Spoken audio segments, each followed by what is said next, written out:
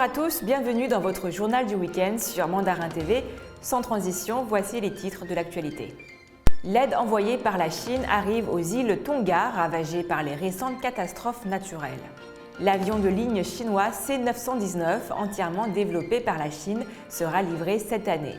Les investissements directs de la Chine à l'étranger ont atteint 930 milliards de yuans en 2021.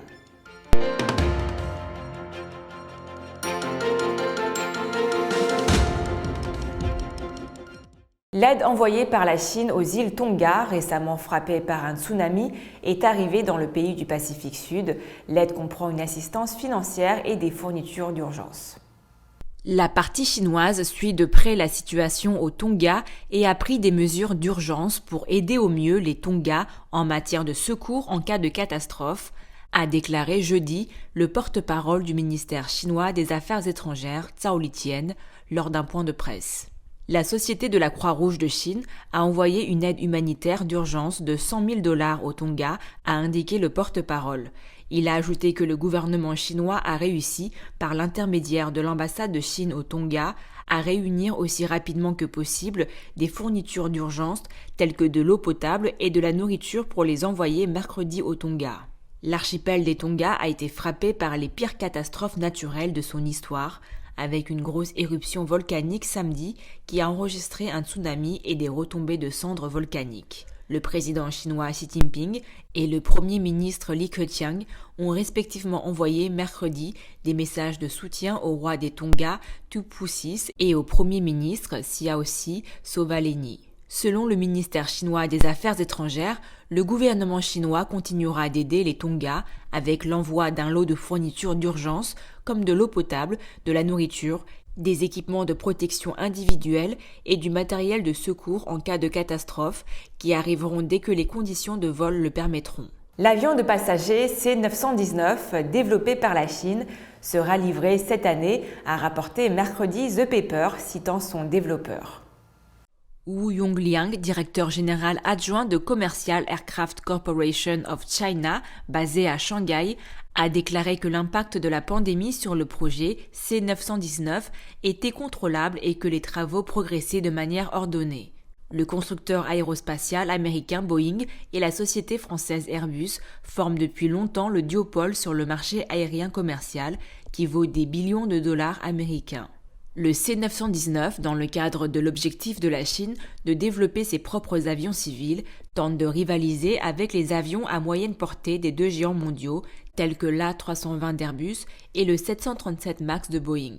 Le C919 dispose de 158 à 168 sièges, d'une autonomie standard de 4075 km et d'une autonomie maximale de 5545 km et a effectué son premier vol réussi en 2017. La compagnie China Eastern Airlines, l'une des plus grandes compagnies aériennes du pays, également basée à Shanghai, a signé un contrat d'achat de 5 avions de ligne C919 à Commercial Aircraft Corporation of China en mars 2021.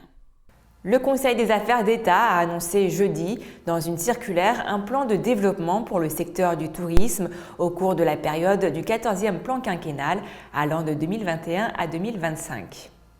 D'ici 2025, la Chine disposera d'un système moderne plus solide pour le secteur du tourisme, intégrant le développement culturel et bénéficiant d'un environnement et de services sans obstacles améliorés, selon la circulaire. Le tourisme moderne nécessite une réforme structurelle du côté de l'offre, des produits touristiques de haute qualité et une intégration avec d'autres industries. Il s'agit de promouvoir un tourisme intelligent avec des scénarios numériques en réseau et intelligents, ainsi que de développer l'application des nouvelles technologies dans le tourisme. Selon la circulaire, le développement du tourisme doit poursuivre une coexistence harmonieuse avec la nature en construisant régulièrement des parcs nationaux, en protégeant les ressources historiques sur la base d'études générales des ressources culturelles et naturelles de la Chine. Pour faire progresser le tourisme et la consommation de masse, les politiques préférentielles, les services et les infrastructures publiques doivent s'adapter aux nouveaux modes de développement tels que le tourisme et la consommation sans contact. Les investissements directs de la Chine à l'étranger ont connu une croissance stable l'année dernière, en hausse de 2,2% sur un an pour atteindre 936,69 milliards de yuans, a annoncé jeudi le ministère chinois du Commerce. En termes de dollars, les investissements directs à l'étranger au cours de cette année ont augmenté de 9,2% en glissement annuel à 145,19 milliards de dollars selon Xu Jueting, porte-parole du ministère. Les investissements non financiers dans les pays situés le long de la ceinture et la route ont augmenté de 14,1% sur un an pour atteindre 20,3 milliards de dollars sur la période selon les données. En 2021, la Chine a vu 560 projets nouvellement signés à l'étranger pour une valeur de plus de 100 millions de dollars, soit 46 de plus par rapport à l'année précédente, selon le ministère. Les projets sont principalement dans le secteur des infrastructures, telles que les transports. Selon le bilan établi fin 2021, les investissements dans les zones de coopération économique et commerciale à l'étranger ont totalisé 50,7 milliards de dollars, ce qui représente une contribution combinée de 6,6 milliards de dollars en taxes et frais pour les destinations d'investissement et la création de 392 000 emplois locaux, selon les données du ministère chinois du Commerce.